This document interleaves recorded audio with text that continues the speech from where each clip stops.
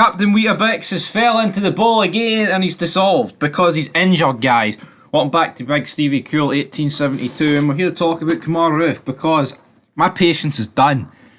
I am done with having players that just aren't capable of stringing more than like 2 games together. And I mean, I'm almost borderline wanting to throw Ryan Jack in this category as well. But Kemar Roofe, this video is solely about him. Yesterday, we took on St Johnstone. And when I'm recording this, it's currently the 47th minute in the game. We're 1-0 up. St Johnstone's down to 10 men.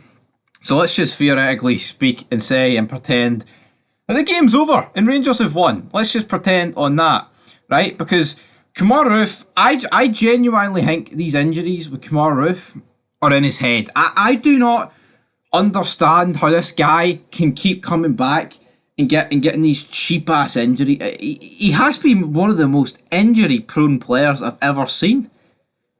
And I've seen a lot of injury prone players, man. This guy makes Jack Wilshere look like an absolute unit.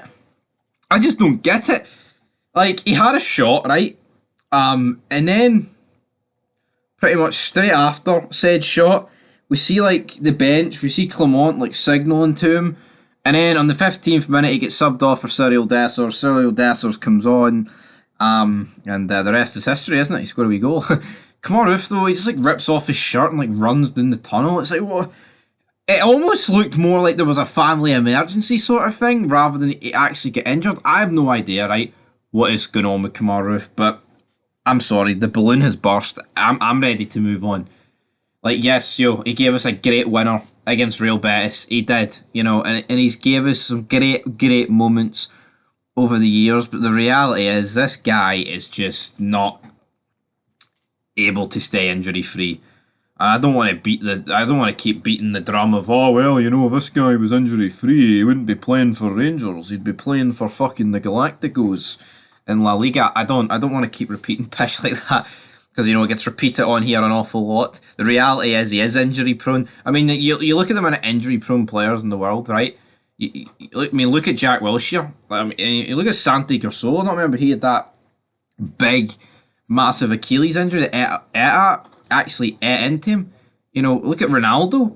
The original Ronaldo. Injuries, man. Injuries galore to him. I could name 1,000 other players, but the reality is injuries creep in and I can't be arsed anymore. Let's just cash in, move on, and fucking sign Lawrence Shankland, because when's that guy ever injured, man? Bojan Miovski, these guys. It's time to move on. And I've seen someone say on Twitter that he's been a great servant to us. Has he? I don't think you can really describe Kemar Roofe as a great servant to Rangers. And I hear he scored some crucial goals on the road to 55, right? But a great servant is a guy who's always dependable.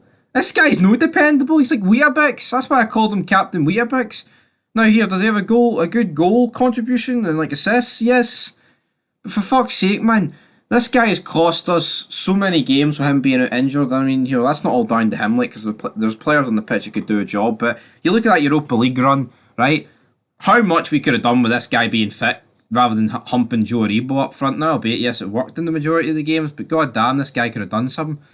And it's the fact, like, just it's things like that, man. It's time to move on. It's time to call it a day with Kemar Roofe. I'm sorry, man. Actually, I'm not sorry. It's time to go. It's time to go. I've had it, man. Kemar Roofe needs to go.